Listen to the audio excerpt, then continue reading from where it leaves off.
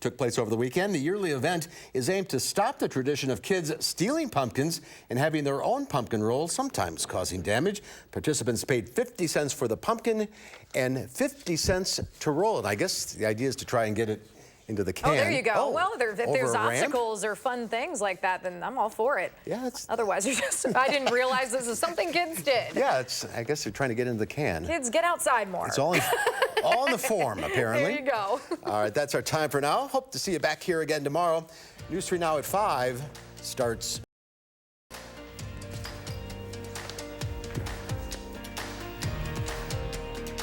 Right now at 5, we'll have the latest on the situation involving a former security assistant at Madison West High School and how the school board tonight is responding.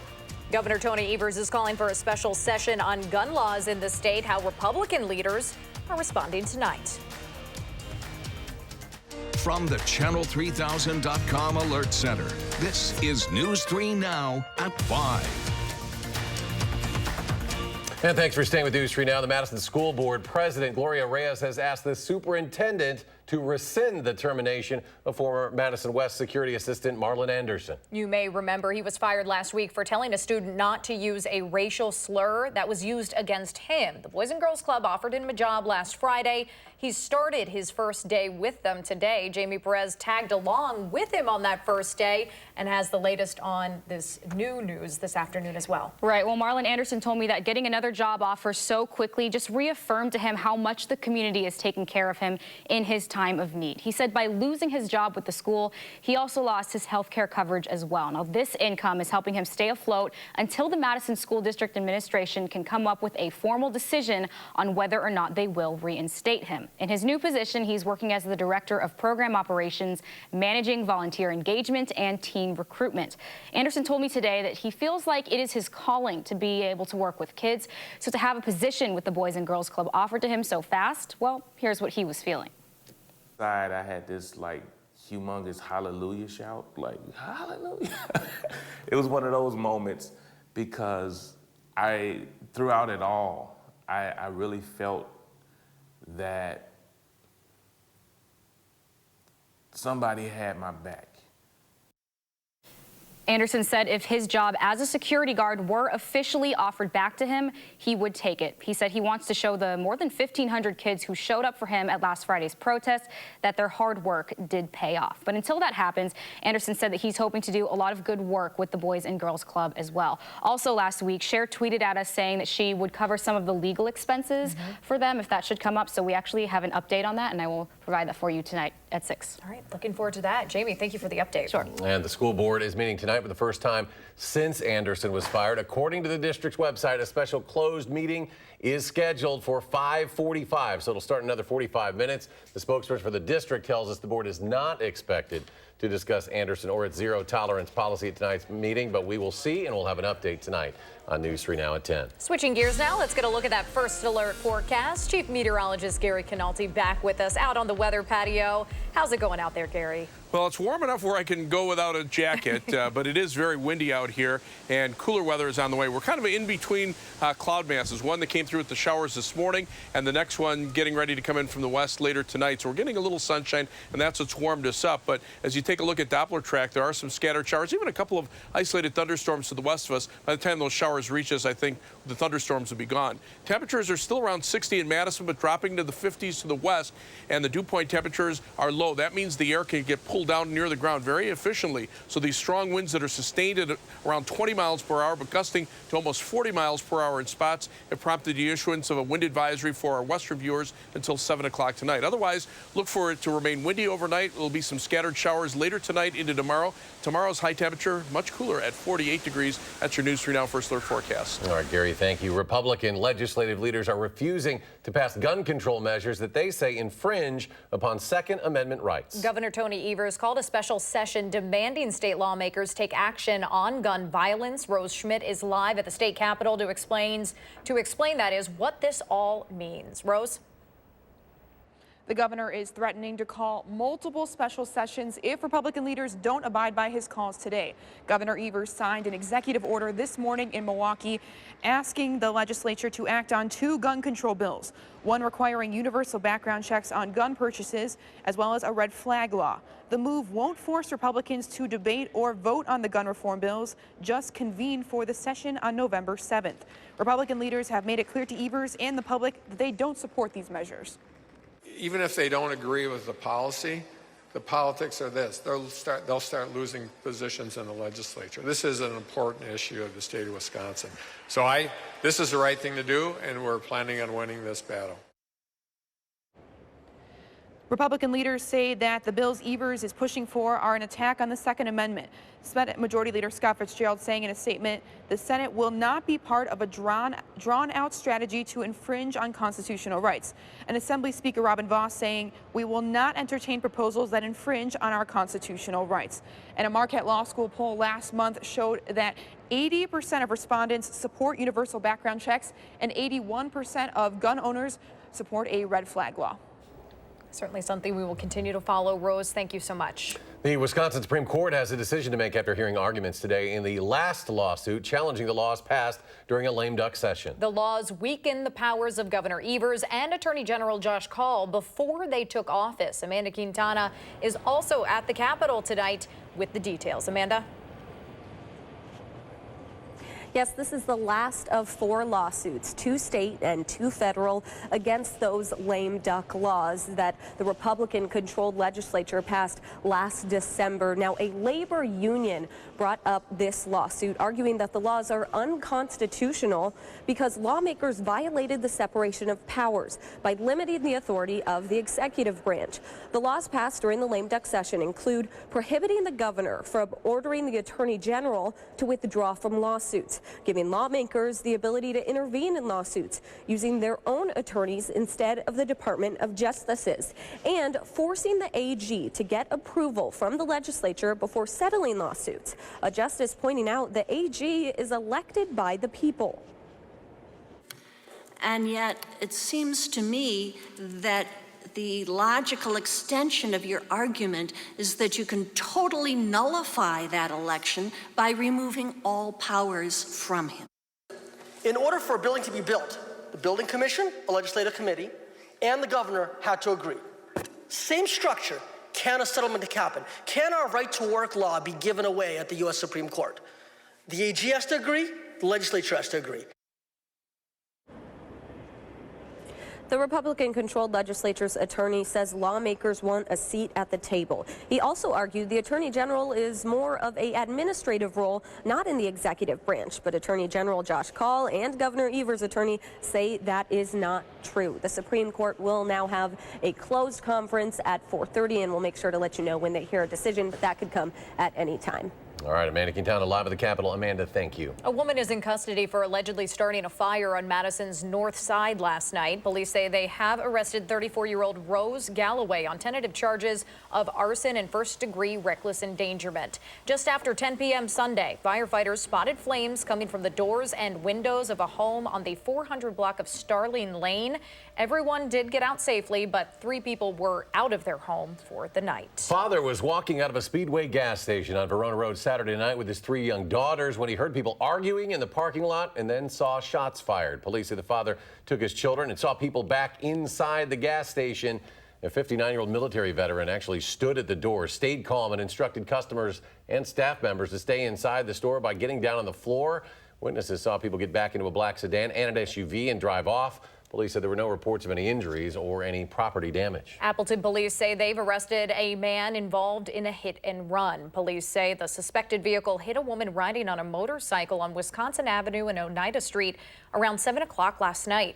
Police say the woman that was struck was treated for minor injuries and released from the hospital.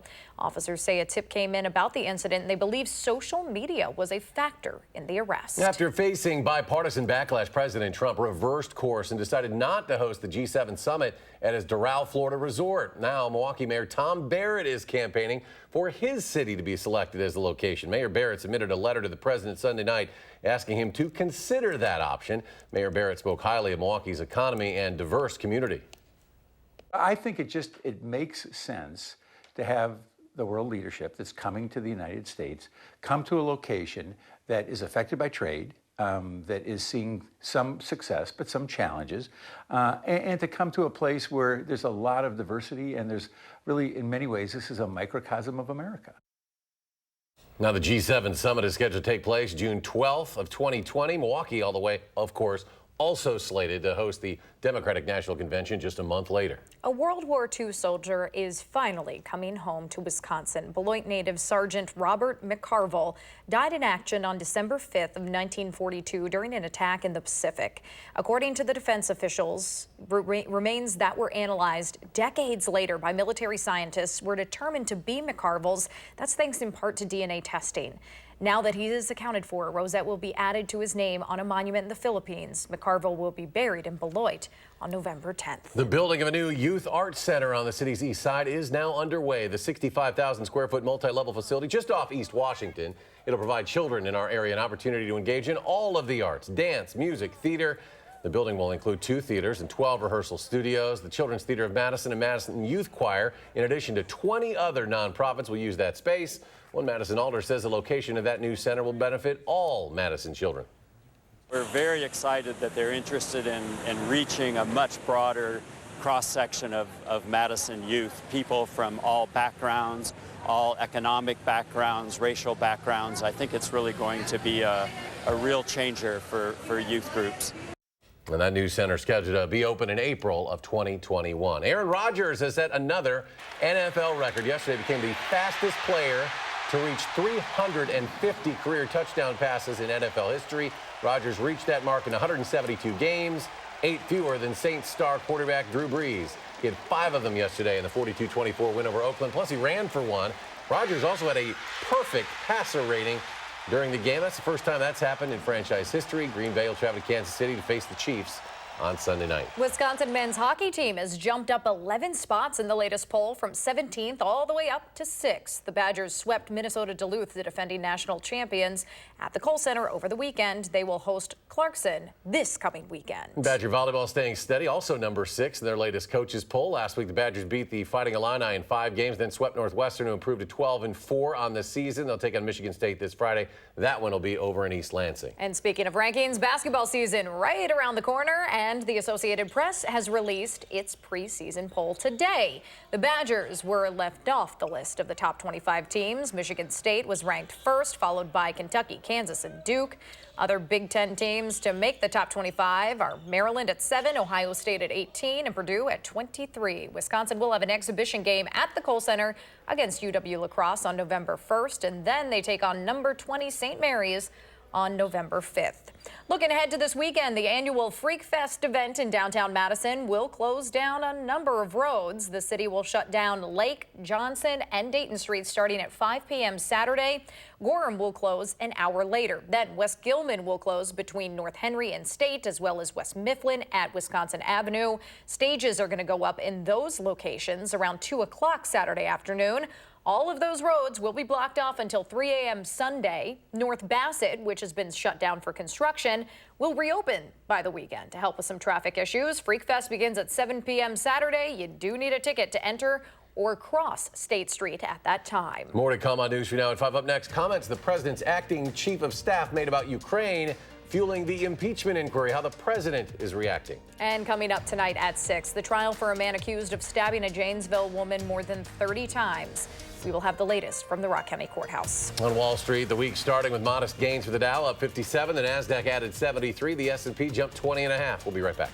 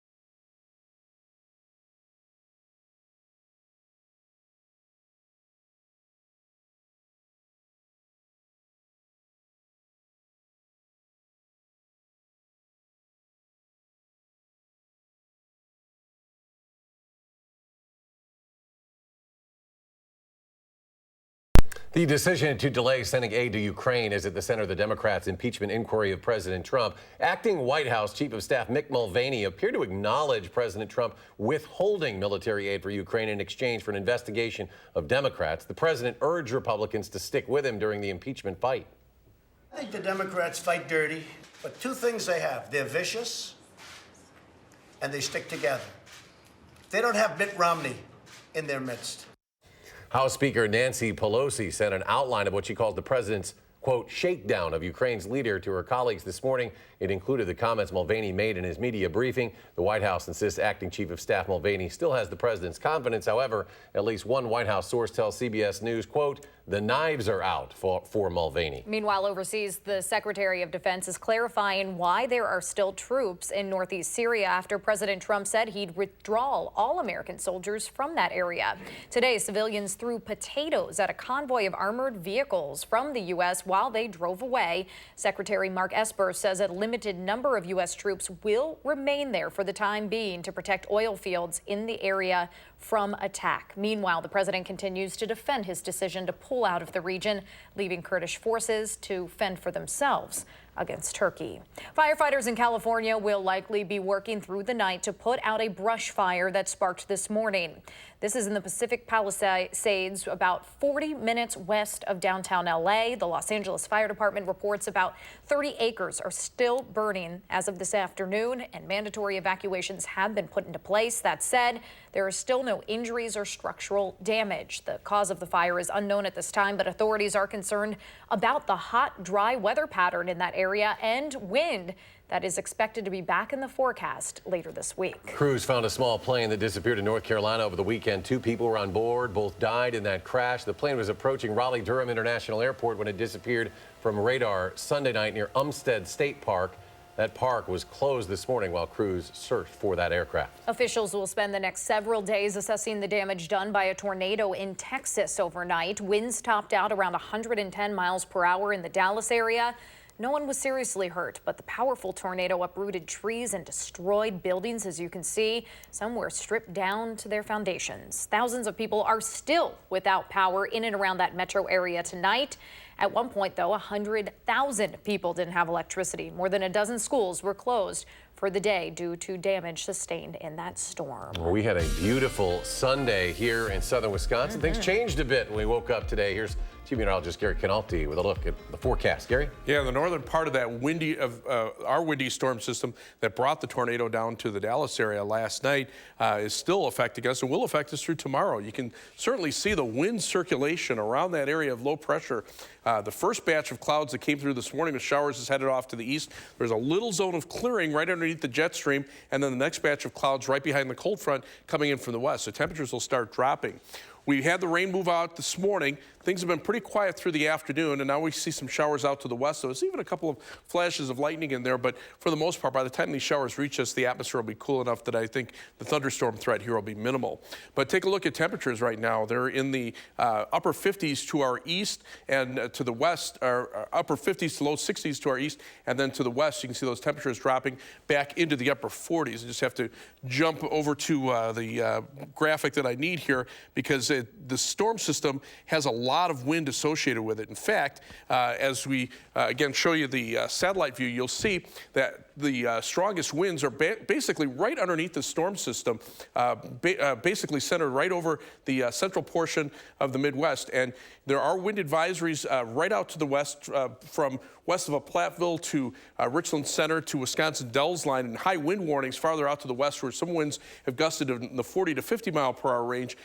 These are the maximum wind gusts today, 37 miles per hour in Madison. But you can see many locations right around 40 miles per hour. And here are the current wind gusts, still in the 35 to 40 mile per hour range, but those winds should die down a little bit tonight. It'll still remain kind of windy. And again, those showers out to the west will roll on through. In fact, the clouds are already starting to thicken up out to the west of the WISC studios with the clouds coming in there. You can see looking off toward the southeast, still some clearing south and east of the Capitol on the Edgewater Sky Cam. High today, 64, the low temperature at 40. 48, but right now our temperature has dropped to 60. Winds are out of the southwest at 21 miles per hour, and as that cold air actually comes in from the southwest, notice while we're 60 in Madison, it's 52 in Dubuque, and then temperatures drop into the 40s farther to the west.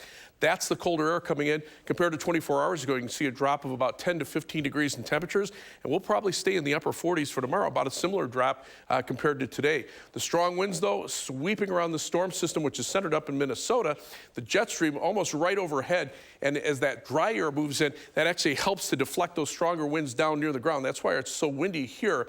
But the main area of low pressure is up around the Twin Cities. The cold front has come through, and now it's the cooler air that'll be coming in from the west that we'll be contending with for tomorrow. So again, wind advisory in effect until 7 p.m. west of Platteville to Lone Rock to Wisconsin Dells line. Look for skies to turn cloudy tonight. Scattered showers developing mainly after midnight. It'll be windy and cooler with a low of 43. Tomorrow, a windy and cooler day as well. Cloudy skies and some scattered showers, high at 48. On future track, you can see the showers coming in later on tonight. They'll be more widely scattered than last night, but tomorrow temperatures only go up a few degrees with some off and on showers. Those will clear out tomorrow night. Skies will clear out and temperatures will drop into the mid-30s by Wednesday morning. And by Wednesday afternoon, we could see a few more showers pop up. Rainfall amounts, though, only about 1/10 to 1/4 of an inch. 7 to 10 day forecast. Cool weather, but dry weather for Thursday and Friday. Weekend temperatures close to normal. Next week, some unsettled weather could bring us a chance for some rain and snow showers by Wednesday, but it looks like it'll clear out in time for Halloween Thursday. As we take a look at first alert traffic, here's the live view from the DOT traffic camera at the Beltline and Park Street. Traffic moving pretty steadily in both directions, at least at Park Street. There are some delays eastbound on the Beltline from around John Nolan Drive over to Monona Drive. Otherwise, look for a quick 17-minute commute on the westbound or eastbound Beltline from University Avenue to the interstate. 15 minutes going back in the westbound direction. It's 27 minutes down to Janesville on I-3990 from the Beltline, and 18 minutes out to Sauk City on US 12. 17 minutes to Sun Prairie from downtown on US 151 and East Washington Avenue. That's your News 3 Now First Alert traffic. All right, Gary, thank you. Still ahead on News 3 Now at 5, how a new study is helping doctors understand children with mental health challenges. That's after a short break.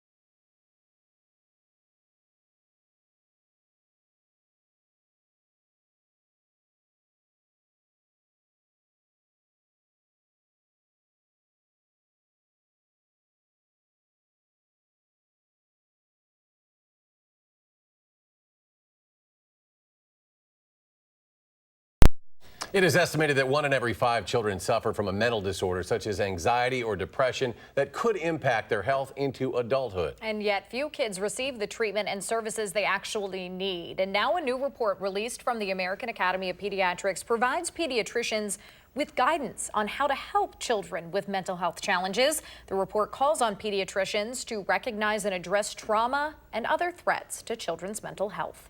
The big disorders right now that are more prevalent and probably within the scope of a pediatrician are things like ADHD, attention deficit hyperactivity disorder, anxiety, depression. This is pretty neat. CBS This Morning is going to dedicate their 8 a.m. hour to address mental health awareness on Wednesday. The goal is to break down stigmas surrounding mental illness, promote open dialogue, and provide support and solutions for anyone out there who may be experiencing these issues. There is a new apple coming to stores, but this one won't make any calls or connect you to the internet. This is the kind you actually eat, a fruit, a new variety of apple. It's called the Cosmic Crisp because of its starburst-like skin. The Cosmic won't start hitting stores until December 1st. It is a cross between the popular Honey Crisp and another that is resistant to disease. The Cosmic was developed by researchers at Washington State University. Farmers say it stays fresh longer than other varieties. It stores a long time, it doesn't brown very much, and it's a very delightful apple. It's good for growers, it tastes good, it's got a lot of benefits for storing, so hopefully that means consumers will get the best product available. Production of the Cosmic is supposed to skyrocket over the next few years. Stay with us, we'll have another check of your forecast in just a moment.